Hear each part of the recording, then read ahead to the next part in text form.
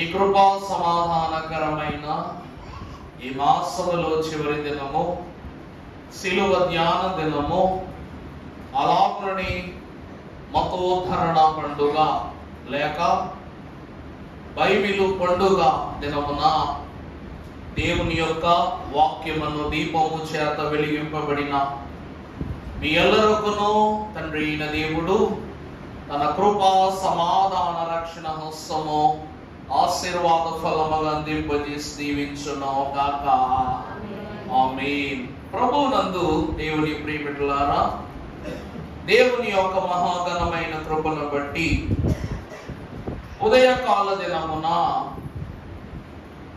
మనము ధ్యానము చేసుకున్న వాక్యములో పౌలు మహాభక్తుని యొక్క ఇహపారంపర్య భాగ్యాన్ని బోధ చేసుకుంటూ ఒక మాట మనం సెలవించుకున్నాం. అదేంటంటే, క్రీస్తు రూపము నీ యందు ఏర్పడు వరకు నాకు ప్రసవ వేదన. ఆ మాటను ధ్యానం చేసుకుంటున్న మనము రెండు రూపాలను గురించి ధ్యానం చేసుకున్నాం. ఈ ధ్యానాంశంలో పౌలు ఎప్పుడు చూసినా క్రీస్తు రూపము మన యందు ఏర్పడాలి అని అంటామని చూసాం. కానీ మరి క్రీస్తుకు రూపమునిచ్చింది ఏంటి అనే విషయాన్ని కూడా మనము బహు జాగ్రత్తగా యోచన చేయాలా వద్దా? అంతే కదండి. ఇప్పుడు బియ్యం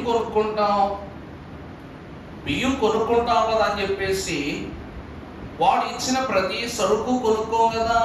మంచిదేదో కొనుక్కుంటాం, తెలుసుకుని కొనుక్కుంటాం, అన్నీ సక్రమంగా స్థిరపరచుకొని మనం పరిశీలన చేసిన తర్వాత కొనుక్కుంటాం. మరి క్రీస్తు అనేటువంటి పరిశుద్ధమైన దేవుని కుమారుని రూపం మనకు ఏర్పడవచ్చు ఉండాలి అంటే అసలు ఆయనకు అలాంటి రూపం ఎక్కడి నుండి వచ్చిందో కూడా మనము దేవుని వాక్యం ద్వారా తెలుసుకోవాలి.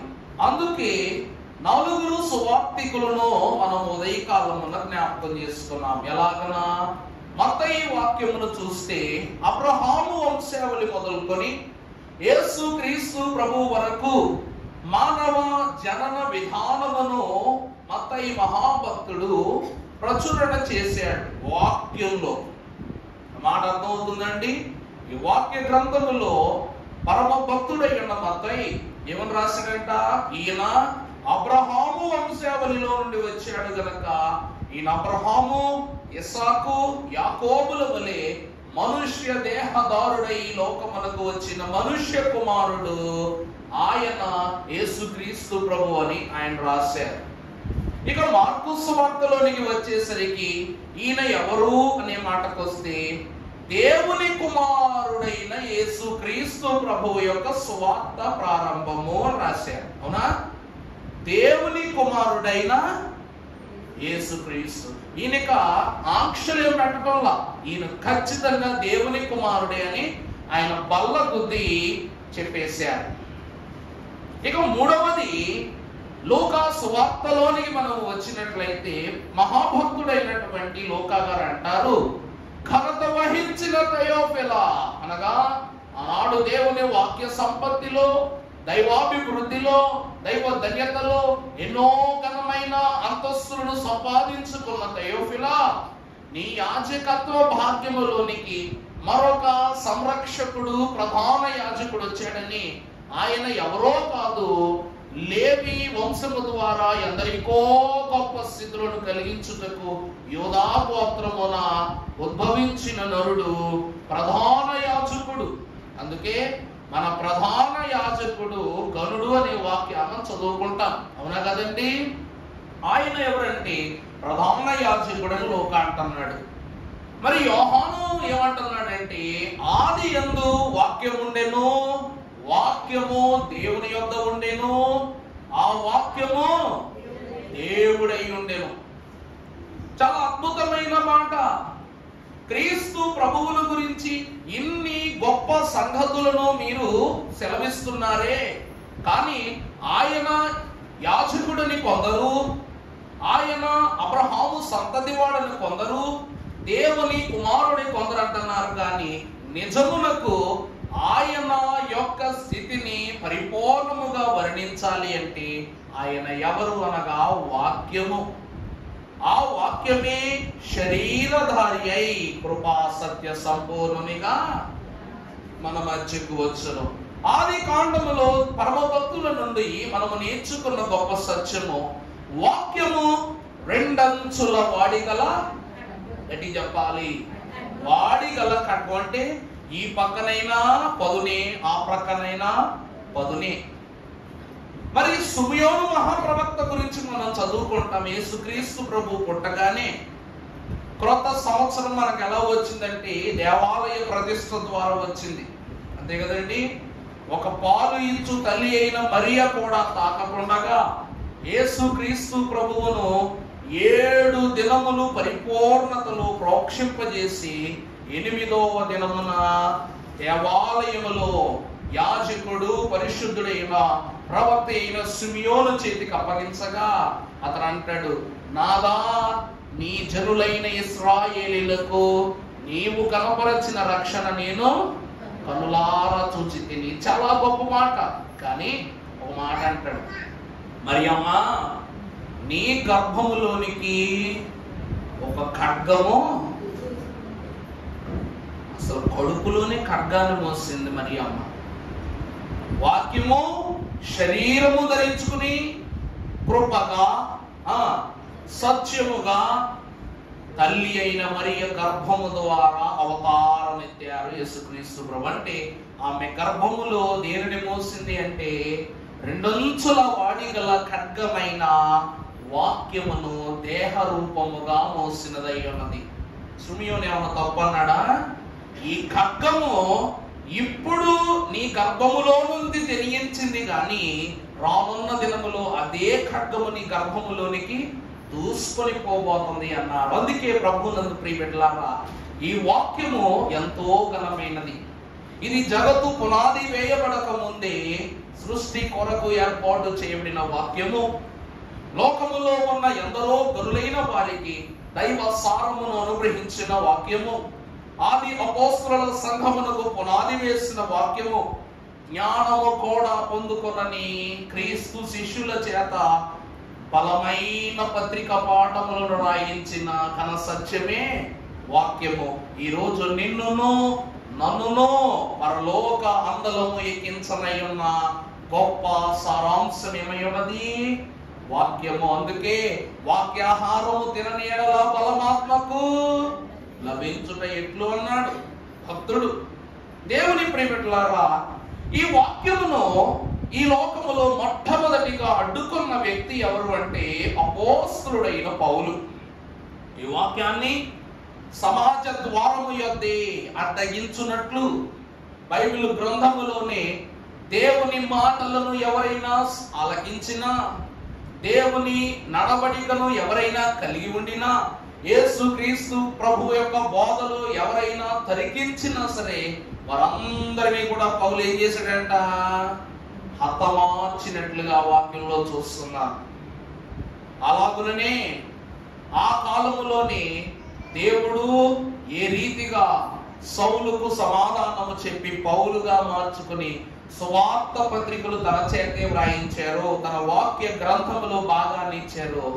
ఈరోజు దేవుని వాక్యం కూడా ఒక అద్భుత సత్యాన్ని మనకు తెలియజేస్తూ ఉంది. పరిశుద్ధ గ్రంథములో నుండి తిమోతికి రాసిన 2వ పత్రిక 3వ అధ్యాయం 16వ వచనం నుండి చదువుకున్నట్లయితే, దైవజనుడు సన్నద్ధుడై ప్రతి సత్కార్యమునకును పూర్ణముగా సిద్ధపడి ఉండునట్లు దైవావేశము వలన కలిగిన ప్రతి లేఖనము ఉపదేశించుటకు, ఖండించుటకు, తప్పు దిద్దుటకును, నీతి యందు శిక్ష చేయుటకును ప్రయోజనకరమై ఉన్నది. ఈ వాక్య లేఖన భాగమును చూస్తే ప్రియులారా, దేవుని వాక్యం అంటుంది, దైవజనుడు సన్నద్ధుడై ప్రతి సత్కార్యమునకును పూర్ణముగా సిద్ధపడి ఉండునట్లు చూడండి, ఈ వాక్యము ఈ లోకమునకు ఎలా అందింపబడిందంటే దైవావేశము వలన. దేవుడు అబ్రహాము మహాభక్తుని యొక్క సంతాన స్వభావ భాగ్యములో జనించుటకు ముందు తన పురజనులు యాకోబు సంతానములో 12 గోత్రములను వెలువడింపజేసి 430 సంవత్సరాల ఐగుప్తు చెర నుండి విమోచన కలిగింపజేసి 10వ స్థలమైన సినాయి పర్వతము యొద్ద ధర్మశాస్త్రమును దేవుడు ఎవరికి అప్పగించాడంట? మోషేకు అప్పగించాడు. ప్రభు చేతి యొక్క రాత. ఆ రాతలను ప్రజలకు అందించుటకు దిగి వచ్చిన మోషే ఆ పరిస్థితులను చూసి ఉగ్రుడై లేక కోపము కలిగిన వాడై ఆ పలకలను అక్కడే పగలగొట్టేశాడు. మరలా దేవుడు ఇప్పుడు నాదొక మాట, వీళ్ళ పరిస్థితులు చూస్తున్నటువంటి మోషేకే హృదయం ఎంత రగిలిపోతే మరి తండ్రి అయిన దేవునికి ఎంత కోపం ఉండాలి? ఉన్నా కదా? మీరు దైవములనియు దేవుని బిడ్డలనియు చదివామా లేదా? పొద్దున మనం కీర్తనాకారుడు అన్నట్టు మీరు దైవములనియు దేవుని బిడ్డలనియు ఆయన సంపూర్ణతలో భాగములనియు మీరు ఎరుగరా? దేవుని వాక్యం అంటుంది ప్రియులారా, ఎవరో ఒక నాయకునిగా మోషే అను మహాభక్తుని ఏర్పరచుకుని నడిపించిన ఇశ్రాయేలీల పనులకు మోషేకే, ఒక బయటవాడైన మోషేకే అంత కోపం వస్తే మరి తండ్రి అయిన దేవునికి వారి యొక్క వ్యతిరేక చర్యలకు ఎంత కోపం రావాలి? అందుకే దేవుడు రెండవ మారు మోషేకు ఈ వాక్య గ్రంథాన్ని ప్రసన్నము చేసేటప్పుడు ఏం చేశాడంట? దైవావేశం. దేవుడు కోపంగా చెప్తున్నాడు, దేవుడు ఎంతో పట్టుదలగా చెప్తున్నాడు. మోషే ఇప్పుడు రాస్తున్నటువంటి శాసనము గల పలకలు, ఎందుకంటే మొదట చెప్పిన పలకలు 40 రోజులు పట్టింది. కాబట్టి దేవుడే 10 ఆజ్ఞలు రాయడానికి ఎంతసేపు పట్టిందంట? 40 రోజులు పట్టిందంట. అది ప్రభువే రాసి, ప్రభువే చెక్కి, ప్రభువే అందించడానికి పట్టిన సమయము 40 దినాలు. మరి 40 దినాల నీ కష్టాన్ని ఒక నీ చేతి పనిగా లెక్కలేని తరముగా పగలగొట్టేస్తే ప్రభు కోపం రాదా? అందుకే మోషేని ఏమంటాడు? బిడ్డలు అంటే మోషే కూడా కలిపే వస్తాడు కాబట్టి మోషేతోనే రాయించాడు. కష్టే ఫలి అన్నారు కాబట్టి దేవుడు మోషే ద్వారానే రాశారు. అందుకే దైవోత్సరులు దేవదాసయ్య గారు అన్నారు, దేవుని గ్రంథములో మొదటి 5 పుస్తకాల నాయకుడు, ఆఖరి 5 పుస్తకాల నాయకుడు గొప్పవాళ్ళు అన్నారు. ఆ మాట అర్థమైందండి? బైబిల్ గ్రంథములో మొదటి పంచకాండముల యొక్క వ్రాత అనుభవమును మనకిచ్చిన మోషే మహాభక్తుడు, చివరి పుస్తకములై ఉన్న 5 పుస్తకముల అనుభవాన్ని మనకిచ్చిన యోహాను ఎవరంట? సువార్త యాత్రికులంట. సువార్త కాడి 2 ముసలోళ్ళు బుధం మీద నడిచిందంట. మోషే ఆది కాండము, నిర్గమకాండము, లేవియాకాండం, సంఖ్యాకాండం, ద్వితీయోపదేశ కాండం, ఈ 9 పుస్తకాలు రాశాడు. మరి యోహాను ఏం రాశాడు? యోహాను సువార్త, యోహాను పత్రిక, మొదటి పత్రిక, రెండవ పత్రిక, మూడవ పత్రిక, చివరిగా ప్రకటన గ్రంథం. సరిపోయినాయా? ఇక్కడ ఈ మతోద్ధరణ పండుగ యొక్క అనుభవంలోనికి మనము వచ్చి ఉన్నాం కాబట్టి ఈ అన్ని విషయాలు ఈ పండగకు ఏమైనా సంబంధం ఉందా అంటే ఉంది.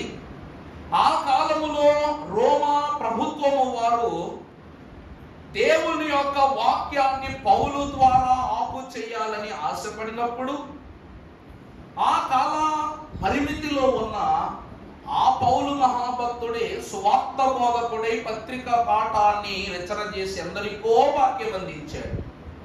ఆ తరువాత పత్రికలన్నీ జప్తు చేస్తూ సుమారు 40 మంది పరిశుద్ధులైన భక్తుల యొక్క సమాహారమై ఉన్న ఈ వాక్యాన్ని జాన్ గూటెన్బర్గ్ అనేటువంటి the first printing press owner, సృష్టిలో దేవుడు ఏర్పాటు చేసిన ఈ భూమండలము పైన దేవుని యొక్క వాక్కునే తన ప్రథమ ముద్రణగా భావింపజేసి జాన్ గూటెన్బర్గ్ అనేటువంటి ఆయన, అనగా ప్రింటింగ్ ప్రెస్ ఓనర్ అన్నమాట. ఈ భూమి మీద ప్రచురణ చేసి బ్యానర్లు కావచ్చు, పత్రికలు కావచ్చు, ఈ రోజు ప్రింటర్లు అనేటువంటి మనం వెలుగులో చూస్తున్నామంటే దానికి కారణం ఆ మహాభక్తుడే. తాను గ్రీక్ దేశస్థుడు. ఆ గ్రీకు దేశములో నుండి కాబట్టి హెబ్రూ అనుభవములో దేవుని యొక్క బైబిలును అనువాదము చేస్తూ ఉన్నప్పుడు ఆ గ్రీక్ భాషలో ఉన్న ఆ బైబిల్ అనువాదము జరుగుతున్న సమయంలో ఈ బైబిల్ పూర్తయ్యేసరికి తన మాతృభాషను మర్చిపోయాడంట ఈ జాన్ గూటెన్బర్గ్. అంటే బైబిల్ గ్రంథములో ఎంత విలీనమైపోయాడో చూడండి ఆ భక్తుడు. అలాగున మొదటి ముద్రలు గల బైబిలును ప్రచురణ చేసిన తరువాత తన ప్రింటింగ్ ప్రెస్ మొత్తం కాలిపోయింది. ఏమైందండి? తాను ఏర్పరచుకున్న ప్రింటింగ్ ప్రెస్ బైబిల్ సగం పూర్తవుతూ ఉన్న సమయంలో ఏమైపోయిందంట, అతడు దగ్గర చేసుకుని అన్ని సమకూర్చుకుని ముద్ర చేస్తున్నటువంటి అన్ని పరికరాలు కాలిపోయి అంట. దానితో పాటు సగం పూర్తయిన బైబిల్ కూడా ఏమైపోయింది, కాలిపోయింది. మరలా చెల్లా చెదురైపోయిన పరిస్థితులను మరలా దగ్గర చేసి మరలా బైబిల్ గ్రంథాన్ని ముద్ర వేశాడు. అందుకే భక్తునికి శ్రమలు ఎందుకు వస్తాయి అంటే దేవునిలో బలపడటానికి వస్తాయి, దేవునిలో వృద్ధి చెందడానికి వస్తాయి. లోకములో ఉన్న ప్రతి పరిస్థితులను దైవ శక్తి చేత గెలవడానికి శ్రమలు వస్తాయి. అందుకే శ్రమ లేనిదే స్వర్గము లేదు అన్నారు. ఈ ముద్రల మిషన్ అయి ఉన్న ప్రింటింగ్ ప్రెస్ కాలిపోయినప్పుడు కేవలం తన ముద్రించిన బైబిల్ మాత్రమే కాదు, తన భార్య బిడ్డలు కూడా అందులోనే కాలిపోయారు. ఎంత విషాదమో చూడండి. ఈరోజు ఒక పుస్తకాన్ని ముద్రిస్తున్నప్పుడు ఈ సంఘటన జరిగిందంటే ఏం చేస్తాం? ఈ పుస్తకము వల్లనే, దీనిపై నేను చూపిన ఆసక్తి వల్లనే ఈరోజు నా కుటుంబాన్ని కోల్పోయాను, నా ఆదాయాన్ని కోల్పోయాను. ఏం చేస్తాం? మనం విడిచిపెట్టేస్తాం. కానీ ఆయనంట మరింత పట్టుదలతో తన యొక్క పని ముందుకు సాగించారు. దేవుని ప్రియబిడ్డలారా, ఆనాడు ముద్ర వేయబడిన బైబిలును ఆనాటి గ్రీక్, పోలాండ్ వారందరూ ఏం చేశారంట? విచ్ఛిన్నం చేసేసారనమాట. ఇది ప్రజలలోనికి వెళ్ళకూడదు. ఒకవేళ వెళ్ళితే ఏమవుద్ది? ప్రజలందరికీ కూడా లోకము పైన, అధికారము పైన నమ్మకం పోద్ది, దేవుని యొక్క సాక్షానుభవంలోనికి వెళ్ళిపోతారని ఆ బైబిలును ఎవ్వరికీ చిక్కకుండా ఆ కాలంలోనే దాన్ని ఏం చేశారు చెప్పండి? గొలుసులతో బంధించేశారు. ఎందుకంటే దైవ గ్రంథం ఎంత గొప్పది కాకపోతే దాన్ని తగలబెట్టేయచ్చు కదా. కానీ ఆ ధైర్యం వాళ్ళు చేయలేదు. కారణం ఏమిటంటే దైవజనులు దేవదాసయ్య గారు అన్నారు, ఈ లోకమున దైవ గ్రంథమై ఉన్న, పరిశుద్ధ గ్రంథమై ఉన్న వాక్యమును ఇప్పటి వరకు హస్తగతము చేసుకోగలిగారు కానీ వారి హస్తములతో దాన్ని విచ్ఛిన్నం చేయలేకపోయారంట. అందుకే దైవజనులు అన్నారు, వాక్యాన్ని విసిరే కొద్దీ విస్తారం అయిపోతుంటదంట. వాక్యం ఏంటండి? విసిరి కొట్టే కొద్దీ వాక్యం ఏమైపోద్దంట? విస్తారంగా అయిపోతుందంట. దేవుని కృప ద్వారా ఆ వాక్యం విస్తారం అయిపోకూడదని ఏం చేశారంట?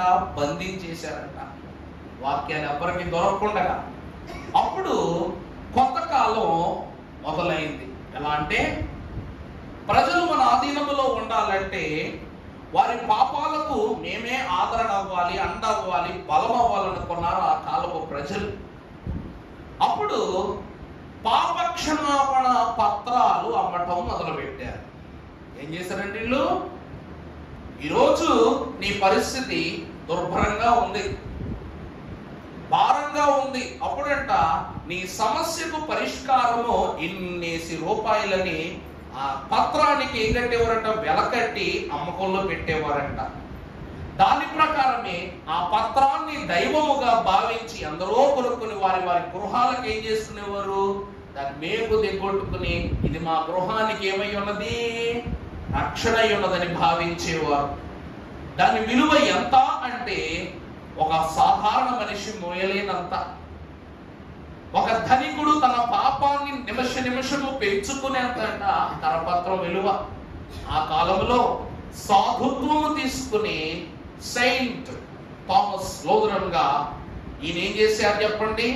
ఆయన ఒక సాధువుగా ఒక మిషనరీలో జాయిన్ అయ్యారు. జాయిన్ అవుతున్నప్పుడు ఆ ప్రాంతము వారెవ్వరికీ కూడా దేనితో సంబంధం లేదంటే ఈ కరపత్రంతో సంబంధం లేదు. వారి బోధలు, వారి క్రమములు, వారి అలవాట్లే దేవుని ఎదుట వారు చేసే క్షమాభావం అని భావించే విషయంలో జాయిన్ అయిన ఈయన ఒకరోజు ఒక అద్భుతమైనటువంటి బోధ విన్నారంట. పరిశుద్ధ గ్రంథములో నుండి ఎఫెసీ పత్రిక 2వ అధ్యాయము 8వ వచనము నుండి చదవండమ్మా.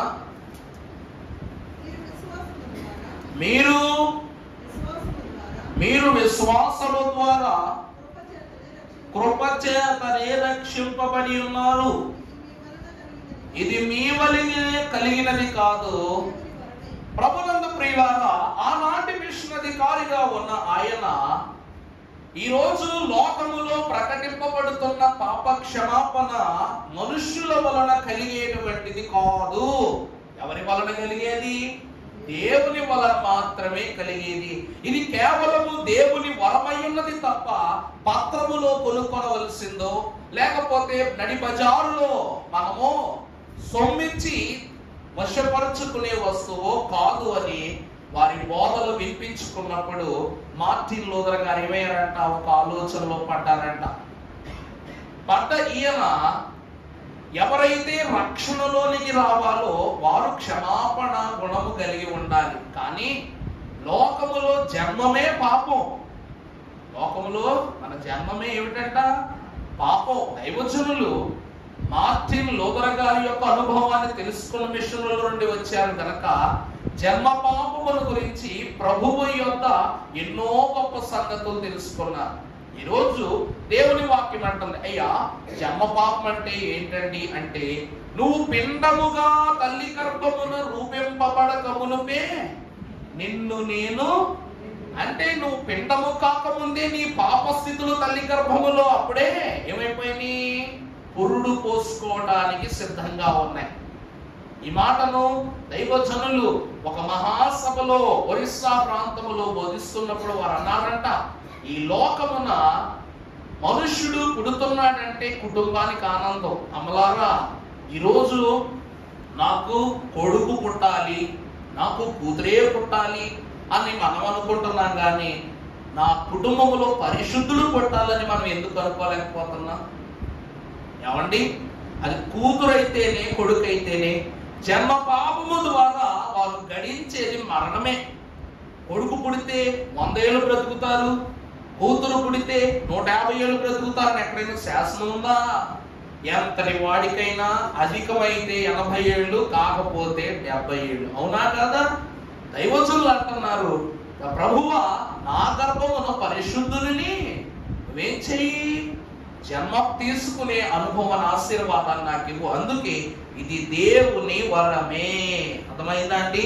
ఇది మనుషుల వల్ల కలిగినది కాదు, దేవుని వరమే అని అన్నారు. అప్పుడు ఈ పాపక్షమాపణ పరిస్థితులను గురించి బయట ఈ పాపకృత కార్యాలను తెలిసిన మార్టిన్ లూథర్ గారంట రోజు కూడా తన గదిలో నుండి బలహీనంగా బయటకు వచ్చేవాడంట.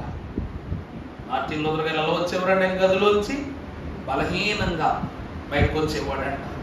రోజు రోజుకి మార్టిన్ లూథర్ గారు అలసిపోవడం వల్ల, బలహీనమైపోవడం వల్ల అప్పుడు అతను అనుకున్నారంట, చుట్టుపక్కల వారు అనుకున్నారంట, ఏంటిది ఇతను దినమునకు బలహీనపడిపోతున్నాడు, ఈయనకి ఏమైంది అని చెప్పేసి చూసేసరికి ఒకరోజు ఆయన యోగా తెలుసు కదండి, ధ్యానం చేసుకుంటారు కదా సాధుత్వం తీసుకున్న వాళ్ళు, ధ్యానం జరుగుతున్నప్పుడు ఆయన కూర్చున్న చోట్లో నుండి నెత్తురు వాసన రావటం మొదలైందంట. ఆయన ప్రతిరోజు కూర్చున్న చోటు ఏం వాసన వచ్చిందంట? నెత్తుటి వాసన రావటం మొదలైందంట. తీరా అక్కడికి వెళ్ళి చూస్తుంటేనేమో అక్కడ ఏమాత్రం మరక ఉన్నట్లా, కానీ ఈగలు వాళ్తూ ఉండేవంట.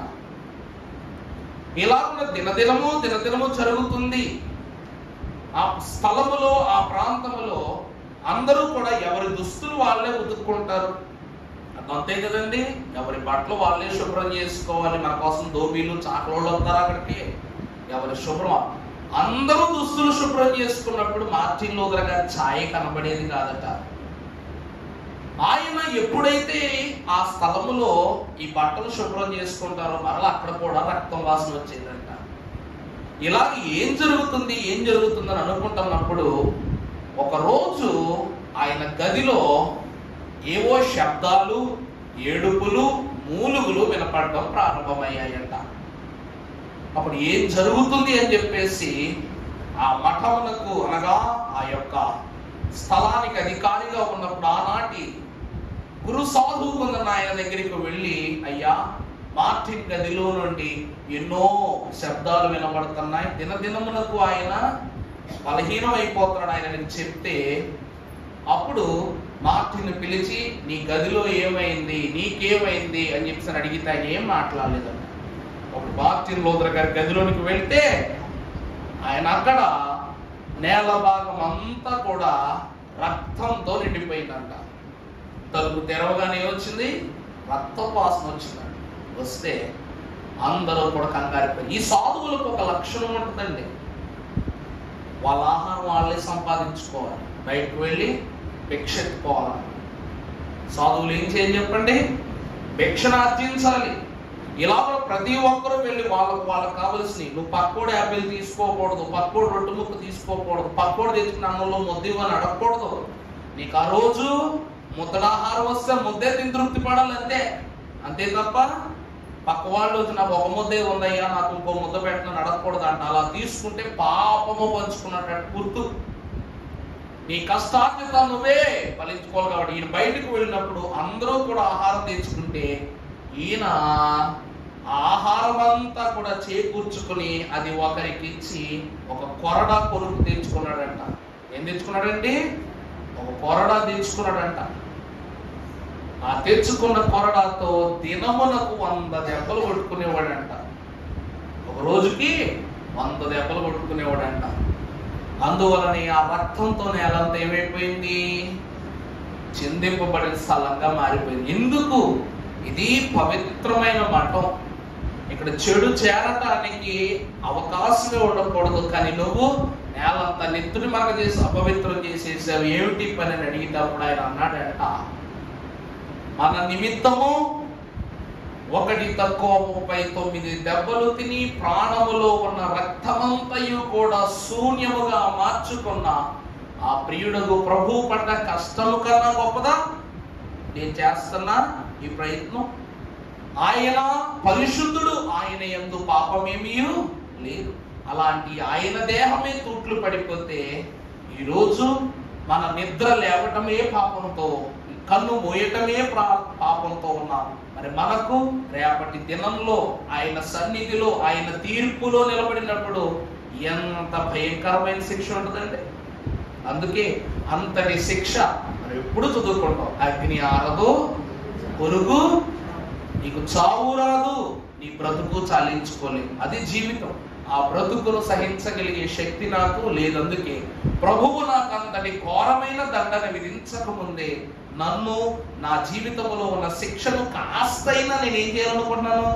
తగ్గించుకోవాలనుకుంటున్నాను. అందుకే నాకు నేనే ఏం వేసుకుంటున్నాను? ఈ శిక్ష వేసుకుంటున్నాను అన్నారు. శిక్ష విలువ, రక్షణ విలువ, వాక్యము విలువ తెలుసు కాబట్టి కరపత్రముతో లోకములో పాపమంతటిని కొనుక్కుంటున్న ప్రజలకు గొలుసుల మధ్య బంధింపబడిన బైబిలును ప్రతి మనిషి చేతిలో వెలిగింపబడినట్లు ఆయన చేసిన ప్రయత్నమే ఈ బైబిలు పండుగ యొక్క అనుభవం. ఈ వాక్యము సామాన్యమైనది కాదు. వాక్యం అంటే 2 అంచుల వాడిగల ఖడ్గం అంటాం. మరి ఖడ్గము అంటే ఆవేశం కాదా? ఖడ్గం అంటే ఆవేశం కాదా? దేవుడు సమీపింపరా అని తేజస్సు. అట్టి తేజస్సులో ఉన్న ప్రభువు నిత్యము మనల్ని చూస్తూ నవ్వుతూ ఉండరు. ఏమండి? మనం ఆనందపడితే నవ్వటము, మనం బాధపడితే బాధపడి ఎలా ఉండవు. ఈ లోకములో ప్రతి మనుషుడు పాపములో ఉన్నాడు కనుక ఆయన ఎప్పుడు కూడా పాపంలో. అందుకే తండ్రి వీరేమి చేయించున్నారు ఎరుగరు కనుక వీరిని క్షమించు. తండ్రి తీర్పు కాలములోనికి సమాజం ఎప్పుడు స్థిరపరచుదుమా అని చూస్తూ ఉన్నారు. ఒక వచనములో మనము చూసినట్లయితే రోమా పత్రిక 3వ అధ్యాయము 26వ వచనము మనము చదువుకున్నట్లయితే పౌలు అంటూ ఉన్నటువంటి మాట, క్రీస్తు యేసు రక్తమునందలి విశ్వాసము ద్వారా ఆయనను అమ్మా నా కొరకు రక్తము చిందించి ఇచ్చిన నా విమోచకుని నిమిత్తము ఈ 4 రక్తపు బొట్లు కూడా నేను చిందించలేనా అన్న ఆయన యొక్క గొప్ప సత్యమే మార్టిన్ లూథర్ గారి యొక్క నిర్ణయం. పౌలు అంటాడు, క్షమించాలి, పేతురు అంటాడు, ప్రభువా నువ్వు సిలువ అనుభవించినప్పుడు ఎవరు నీతో వచ్చినా రాకపోయినా నేను మాత్రం ఖచ్చితంగా వస్తానన్నారు. మరి ఆ మాట చెప్పినటువంటి పేతురుకు తెలుసు ఆ సిలువ భారం ఎంత భయంకరమో. ఎందుకంటే ఈ సీమోను చేయలేని పని కురేనీయుడైన సీమోను చేశాడు, సిలువ ఎత్తుకున్నాడు. ఆయన చెప్తాడు సాక్ష్యం, అది సిలువ కాదు పాప భారము అంటాడు. ఈరోజు వాక్యం అంటుంది, అది చదువు, నన్ను మరలా చదువు అది 3:28. క్రీస్తు యేసు రక్తమునందలి రోమ 3:20. అంతే అంతే. కాగా ధర్మశాస్త్ర సంబంధమైన క్రియలు లేకుండా విశ్వాసము వలననే మనుష్యులు నీతిమంతులుగా తీర్చబడుచున్నారని ఎంచుచున్నాము. ప్రియులారా, ఈ వాక్యము ఎందుకు మార్టిన్ లూథర్ గారు మనకు అందింపజేశారంటే, మొదటిది మనిషి యొక్క క్రియలు లేని విశ్వాసము వ్యర్థము. నీ విశ్వాసం ఇప్పటి వరకు నీ చేతిలో ఉన్న కరపత్రాన్ని బట్టే ఉంది. ఇది నా దగ్గర ఉంటే చాలు, నేనేమైపోయినట్టు, క్షమాపణ పొందేసుకున్నట్లే అన్నారు. కానీ ఇది కాదు క్రియ అంటే. అర్థమవుతుందండి? ఇది కాదు క్రియ అంటే. నీ హృదయములో నిశ్చయించుకొనిన దానిని క్రియాపూర్వకముగా జరిగించి దేవుని నిబంధనను నెరవేర్చుటయే ఈ యొక్క అనుభవమై ఉన్నదని సెలవిస్తున్నాడు. వాక్యము ఏమై ఉన్నది అంటే ఆదేశించేదై ఉన్నది. వాక్యం ఏమై ఉన్నదండి? ఆదేశించేదై ఉన్నది. ఈరోజు గత కొన్ని దినాల క్రితం దీపావళి జరిగింది. ఆ దీపావళిని దైవజనులు ఏమన్నారు తెలుసా? ఇప్పుడు మన గ్రామంలో ఒక లెక్కగా చూసుకుంటే మన గుమ్మము ఎదుట ఒక దీపం ఉంటుంది, అంతే కదండి? మన గుమ్మం ఎదుట ఎన్ని దీపాలు ఉంటాయి? ఒక దీపం ఉంటుంది. మన వీధిలో 100 దీపాలు ఉంటాయి లేదా? మన గ్రామంలోనికి వచ్చేసరికి 1000 దీపాలు ఉంటాయి. లెక్క జస్ట్ పరిమితంగా లెక్క చెబుతున్నా. మరి నేను మన మండలం అంతా 10,000 దీపాలు ఉంటాయి. మన జిల్లా అంతా 1,00,000 దీపాలు ఉంటాయి. మన రాష్ట్రం అంతా 1,00,00,000 దీపాలు ఉంటాయి. ఇంకా ఆపై లెక్క నాకు తెలవదు. మరి దైవజనులు అంటున్నారు, వాక్యము దీపమై ఉన్నది, ఈ పాదాలకు ఏమై ఉన్నది? ఈ వాక్యం అనే ఏకదీపము నీ గృహాన్ని శాసిస్తుంది. ఇందులో ఉన్న 66 పుస్తకాలని 66 దీపాలు, అర్థమైందా, నీ వీధిని శాసిస్తున్నాయి. అందులో ఉన్నటువంటి పలు అధ్యాయాలు, వేలాది అధ్యాయాలు దేని శాసిస్తున్నాయి? వందలాది అధ్యాయాలు దేని శాసిస్తున్నాయంట? నీ గ్రామాన్ని నిలబెడుతున్నాయి. ఆ అధ్యాయాలలో ఉన్నటువంటి వచనాలు నీ మండలాన్ని నిలబెడుతున్నాయి. అందులో ఉన్నటువంటి కోట్ల కొలది, చెప్పండి, వర్డ్స్, పదాలు ఏం చేస్తున్నాయంట? యేసు ఒక పదం, క్రీస్తు ఒక పదం. ఈ పదాలన్నీ కూడా మన రాష్ట్రాన్ని నిలబెడుతున్నాయి. కానీ అందులో ఉన్న ప్రతి అక్షరము మన దేశాన్ని ఏం చేస్తుంది? నిలబెడుతూ ఉంది. అందుకే ప్రభు అంటారు, యెరూషలేమా నువ్వు సర్వదేశములకు ఆభరణ భూషితురాలవు అన్నారు. ఈ వాక్యము పాదములకు దీపము, త్రోవకు వెలుగు.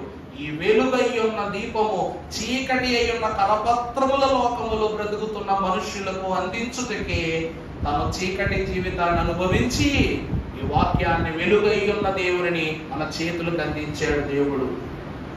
ఇలాంటి స్థితి ఏ గ్రంథానికి లేదు. అర్థమైందండి? ఒక ఉదాహరణ మాట చెప్తాను. భగవద్గీత ఉంటుంది, కోర్టులో తప్ప ఎక్కడ కనపడదు, అవునా కదా? కోర్టులో తప్ప ఎక్కడా కనపడదు. ఇంట్లో ఎలా చదివేవాళ్ళు కూడా ఉండరు. ఖురాన్ను ఎంతోమంది చదువుతారు, కానీ దాన్ని ధైర్యంగా చేత్తో పట్టుకునే ధైర్యము ఖురాన్ పుస్తకానికి లేదు. కానీ ఈ వాక్యాన్ని అనునిత్యము మనం వాడుతున్నాం. ప్రతి హస్తములోనూ కూడా దీని విలువ తగ్గుతుందా? దీని పండితుడు పట్టుకున్నా దీని విలువ తగ్గట్లా, పామరుడు పట్టుకున్నా విలువ తగ్గట్లా. ఎందుకు అంటే ఈ వాక్యము నీ విలువను పెంచేదై ఉన్నది తప్ప విలువైన వాని చేతిలో విలువ కలిగిన దానిగా మెసిలేటువంటి వాక్యము కాదు.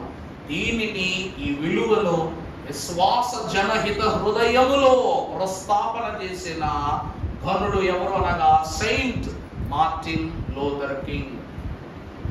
ఈ మహాభక్తుని యొక్క చరిత్ర యొక్క అనుభవమే ఈ బైబిల్ పండుగ సారాంశం. చివరి మాట చెప్తా, నా మాట ముగిస్తా.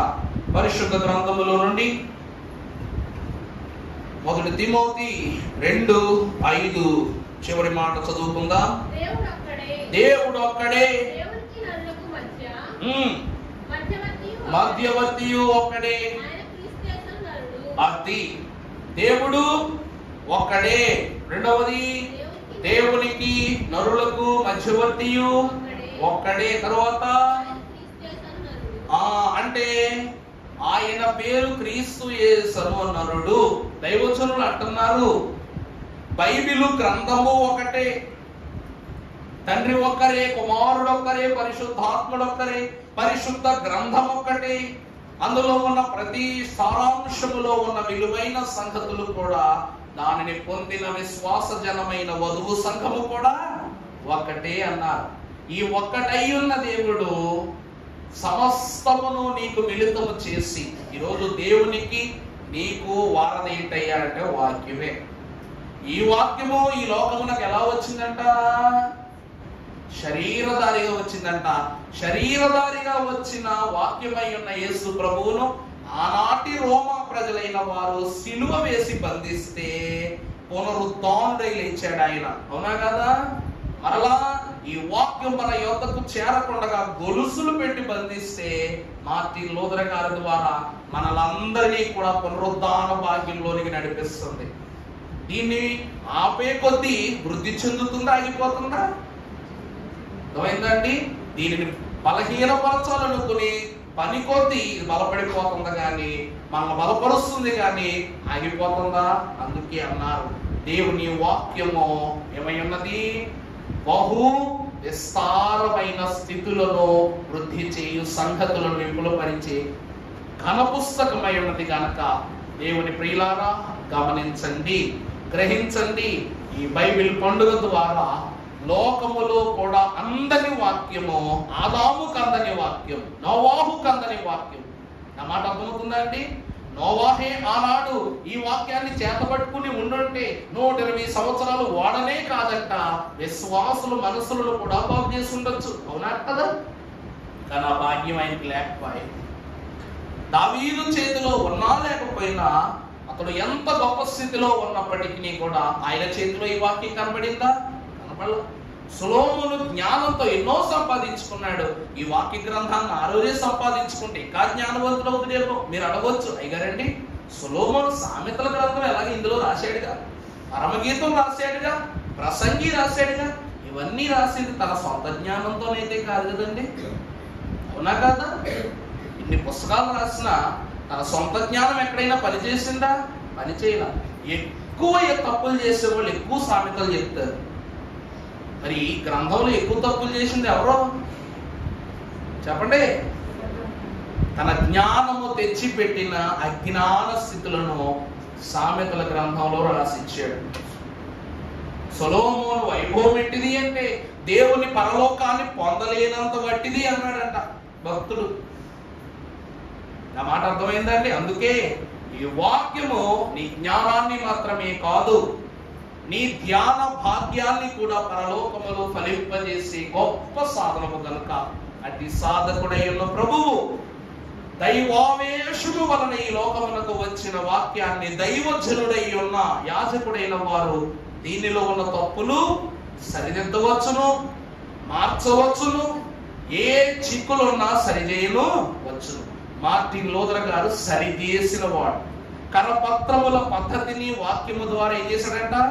సరిచేసిన వాడు కనుక సరి అయిన స్థితిలో మనం నడిపించుటకు ఒక భక్తుని యొక్క అనుభవాన్ని ఈ లోకానికి పరిచయం చేసిన దేవుడు తన సన్నిధి బలము చేత సారవంతమైన సుస్థిర రాకడ భాగ్యములో మనందరినీ ప్రవేశపెట్టి దీవించును గాక. పరిశుద్ధుడా, నీకనేక స్తోత్రములు. ఈ పావన భాగ్యము ద్వారా ఈ సుస్థిరమైన ఆశీర్వాద శుక్రవార దినమున ఉపవాస దీక్షలో నీ పక్షమున మేము నిలువబడి చేసిన విజ్ఞాపనను అందుకున్న స్వామి, ఈ దినమున నీ కష్ట కాలములన్నీయు చీకటి సమయములన్నీయు గతించిపోయి ఉన్నవి. ఆ వెలుగయ్యున్న వాక్యము నీ అద్దరి నుండి నీ దరికి చేర్చబడినదని సత్యమును బట్టి ఈ బైబిల్ పండుగ యొక్క సారాంశ స్తుతి అనుభవాన్ని తండ్రి మేము పొందుకున్న వారమై ఉన్నాం గనక అన్నిటి యందును వెలిగింపబడిన నీ బిడ్డలు చివరికి ఈ గ్రంథము చేతపట్టుకుని సంపాదించుకున్న రక్షణ రేపటి జీవ గ్రంథములో పేరుగా నమోదు చేసి తండ్రి భక్తులు పడిన కష్టము నిరర్థకము కానేరదన్న నీ వాక్యము మా అందరి అందరూ నెరవేర్చి దీవించుమని వాక్య దీపావళి అయి మా జీవితములో అనిత్యము వెలుగుచు దీపమై మమ్ములను దారి మార్చక దారిలో నడిపించుచున్న యేసు నామమున మిక్కిలి వినయముగా బ్రతిమలాడి వేడుకొనుచున్నాము తండ్రి. ప్రభు వాక్యము అనునిత్య దీపమై అఖండ దీపమై ప్రజ్వలించుచు మిమ్ములను జీవ పోషణాధారమైన తన సన్నిధికి నడిపించి దీవించును కాక. మరణాత. సంతోషము. సమయాన కాంక్షార్పణ జరిగించుకుందాము. సాధారణ కాంక్షార్పణ. తదుపరి ముగింపు ప్రార్థన.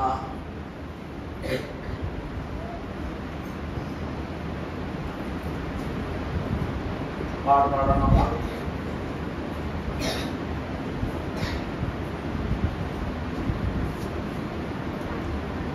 స్తుతియు